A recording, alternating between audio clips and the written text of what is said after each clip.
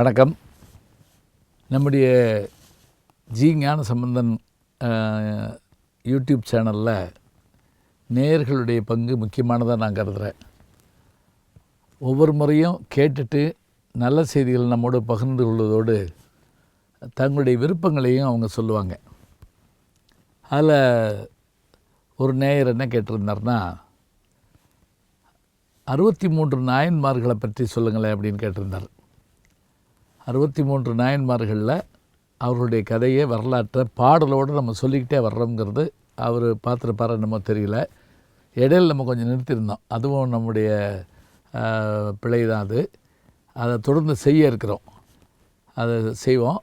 நம்முடைய யூடியூப் நேயர்கள் ஒருவராகிய ராஜா அவர்கள் ஒரு கேள்வி கேட்குறப்ப இந்த கேள்வி தான் கேட்டிருக்கார். 63 நாயன்மார்களில் அவங்களுடைய வரலாற்றை சொல்லுங்கன்ட்ருக்கார். நம்ம வரிசையாக சொல்லிட்டு வர்றோம். இருந்தாலும் அவருடைய விருப்பத்துக்காக எனக்கு ரொம்ப பிடித்த ஒரு வியந்த செய்தியை உங்களுக்கு சொல்கிறேன். இப்போ நீங்கள் சிவபெருமான் குடிகொண்டிருக்கக்கூடிய எம்பர்பாட்டி உமையம்மை குடிகொண்டிருக்கக்கூடிய சிவன் கோயிலுக்குள்ளே போகிறீங்க. மதுரை மீனாட்சி சிவன் கோயிலுக்குள்ளே போகிறீங்கன்னு வச்சுங்களேன். 63 நாயன்மார்கள் இருக்கிறாங்க. பல கோயில்களில் மேலே பேர் எழுதி போட்டிருக்கோம், அல்லது கீழே பேர் எழுதி போட்டிருப்பாங்க. இதில் சில இடத்துல இல்லாமல் இருக்கும். அப்போ அவங்களில் யார் எந்த நாயன்மார்னு நம்ம எப்படி கண்டுபிடிக்கிறது? சில சமயத்தில் அன்றைக்கே அவருடைய குருபூசி நாளாக இருந்தால் அவருக்கு தனியாக மாலை அணிவிச்சிருப்பாங்க. இப்போ நீங்கள் உங்கள் குழந்தைகளோடு போகிறப்ப அந்த குழந்தைகள் யாராவது கேட்டாங்கன்னா என்ன சொல்லுவீங்க? நான் எளிமையாக சில விஷயம் சொல்லித்தரேன் பாருங்களேன். அந்த 63 பேரில் அமர்ந்த கோலத்தில் உட்கார்ந்துருக்க மாதிரி இருந்தால் அவங்க காரைக்கால் அம்மையார். கையில் உழவாரப்படை மண்வெட்டி வச்சுருந்தா அவர் திருநாவுக்கரசர் அப்பர் சுவாமிகள். கையில் பொற்றாளம் வைத்திருந்தா அவர் திருஞான சம்பந்தர். அழகாக மாலை அணிந்து மாப்பிள்ளை மாதிரி நின்னார்னா சுந்தரர். அதே போல் மாணிக்க வாசகர் கையில் ஏடு வச்சுருக்க மாதிரி இருப்பார். இந்த 4 பேர் தான் முன்னாடி இருப்பாங்க. அதுக்கு பிறகு தான் மற்றவங்கள்லாம்.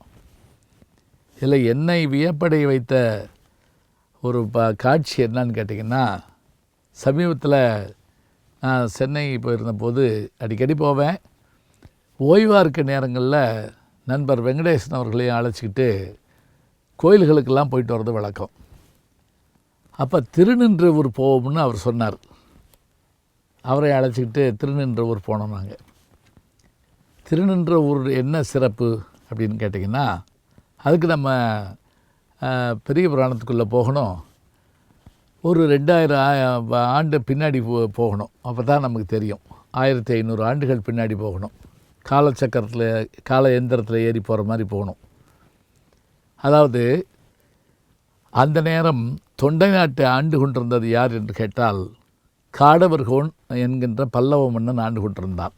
அந்த மன்னன் ஆண்டு கொண்டிருந்த அந்த ஊருக்கு, அந்த நாட்டினுடைய பகுதியில் ஒரு பகுதி தான் திருநின்றவூர் என்கின்ற பகுதி. அங்கே பூசலார் என்கின்ற ஒரு அடியார் இருந்தார். அவர் அந்தன வகுப்பை சார்ந்தவர், ஏழை. ஆனால் சிவபெருமானுக்கு கோவில் கட்ட வேண்டும் என்ற எண்ணம் அவருக்கு இருந்தது. கோயில் கட்டுவதற்கு யாரால் முடியும்? ஒன்று அரசனால் முடியும், அல்லது திருமடங்களால் முடியும், அல்லது ஜமீன்தார்களால் முடியும், செல்வந்தர்களால் முடியும். இப்படி இருக்கிற சூழலில் அன்றாடம் உணவிற்கே சிரமப்படுகின்ற இவரால் எப்படி முடியும்? இவர் ஒன்றை யோசித்தார். நாம் மனதுக்குள்ளேயே ஒரு கோயிலை கட்டினால் என்ன என்று யோசித்தார். அப்படி கட்டுவதற்கான முயற்சியும் எடுத்தார். இப்போ நீங்கள் இந்த மாதிரியான ஒரு அக வழிபாடை நீங்கள் நினச்சி பார்த்தீங்கன்னா ஆச்சரியமாக இருக்கும். புற வழிபாடு ஒன்று, அக வழிபாடு ஒன்று. கோயில் கட்டுறதுனா முதல்ல பொருள் வேணும்ல. இப்போ ஒரு மனதுக்குள்ளேயே வீடு வீடாக பொருள் சேர்க்குறார். சரி, பொருள் சேர்ந்துருச்சு. ஒரு நாள் அந்த பொருள் சேர்க்குறத முடித்தார். அப்புறம் ஒரு இடம் போய் பார்த்துட்டு வந்தார். இந்த இடம் தான் கோயிலுக்கான இடம்னு அவராக முடிவு பண்ணார்.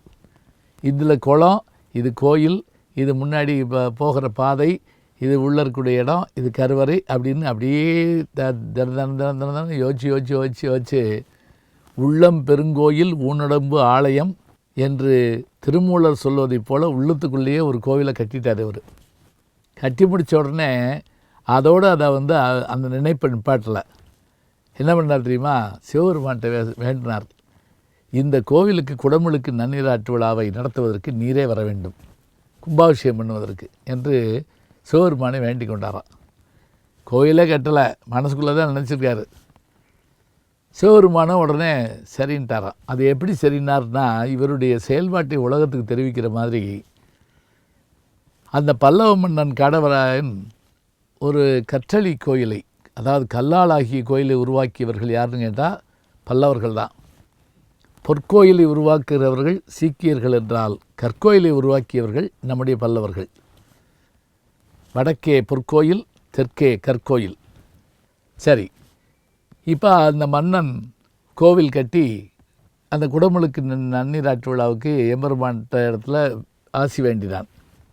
அப்போ சிவபெருமானுடைய கனவுல தோன்றி சொன்னாராம், அப்பா நீ கொடுத்துருக்குற அந்த நாளத்தை கொஞ்சம் தள்ளி வைக்க முடியுமான்னு கேட்டிருக்காரு. ஏன் அப்படின்னு கேட்டானா, இல்லை திருநின்ற ஊரில் நம்முடைய அடியார் ஒருத்தர் கோயில் கட்டியிருக்காரு, நான் அங்கே போகிறேன் அப்படின்றாராம். மன்னன் விழுத்து எழுந்தான். எப்படி கோயில் கட்ட முடியும், சாதாரண வேலையாது? மந்திரியை கூப்பிட்டார் மறுநாள். யார் அவங்க, போய் பார்த்து வருவோம். படையோடு கிளம்பிட்டார்.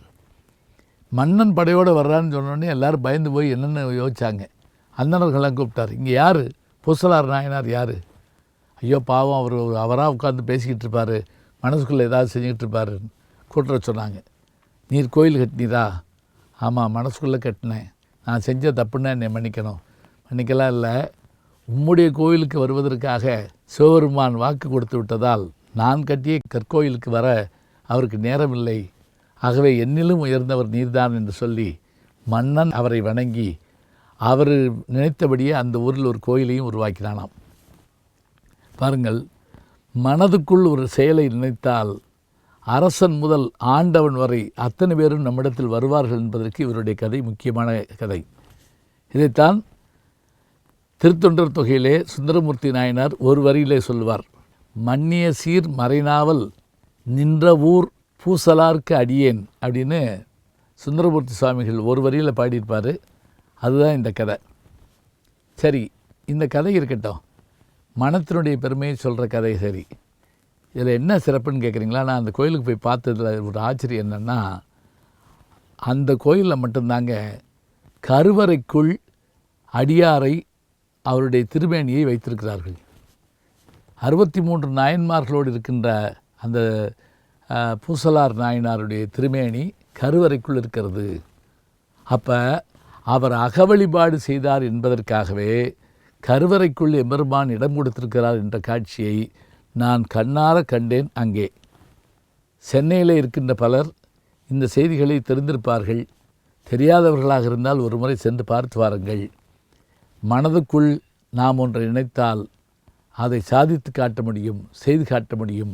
எண்ணியாங் எய்துவர் எண்ணியர் திண்ணியராக பெறின்னு திருவள்ளுவர் சொல்கிறார்னா, அகத்துக்குள் நாம் யோசிக்கின்ற செய்திதான் புறத்திலே செயல்பாடாக முடியும் என்பதற்கு பூசலார் நாயனார் வரலாறு ஒரு எடுத்துக்காட்டு. தொடர்ந்து உங்களுடைய கேள்விக்கேற்றபடியான பல்வேறு செய்திகளுக்கு நாம் விடை கூற காத்திருக்கிறோம்.